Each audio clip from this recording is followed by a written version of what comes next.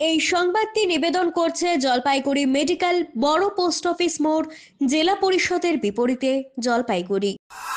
গুরু পাপে দণ্ড লঘু। পক্সো মামলায় বিয়ের শর্তে অভিযুক্তের সাজা কমিয়ে 10 বছর কারাদণ্ড দিল জলপাইগুড়ির বিশেষ পক্সো আদালত। একই সঙ্গে নির্যাতিতাকে 5 লক্ষ টাকা ক্ষতিপূরণ দেওয়ার জন্য লিগ্যাল এইড সার্ভিস অথরিটিকে নির্দেশ দিয়েছে বিচারক। 2019 সালের জানুয়ারি মাসে জলপাইগুড়ির রাজগঞ্জের বাসিন্দা এক নাবালিকার সঙ্গে বিয়ের প্রতিশ্রুতি দিয়ে সহবাস করে শিলিগুড়ির এক যুবক। নাবালিকা গর্ভবতী হয়ে পড়ে বিয়ে করতে এবং সন্তানের পরিচয় দিতে অস্বীকার করে যুবক। অভিযোগের ভিত্তিতে অভিযুক্ত যুবককে গ্রেপ্তার করে চার্জশিট জমা করে পুলিশ।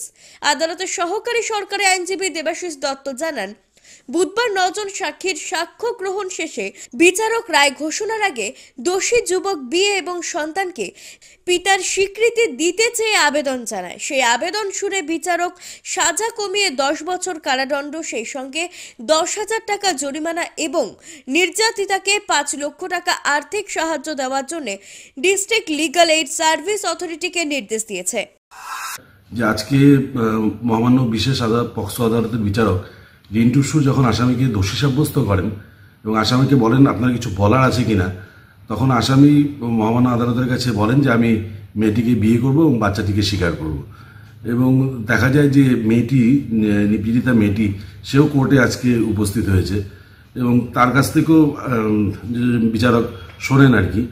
তো মেয়েটি তখন বিচারককে জানান যে ওর বাড়ির লোকরা মেয়েটির বাড়ির সঙ্গে যোগাযোগ করেছে এবং মেয়েটিকে এখন তারা পুত্রবধূ হিসাবে মেনে নিতে যাচ্ছে এবং বাচ্চাটিকেও তারা গ্রহণ করতে রাজি আছে।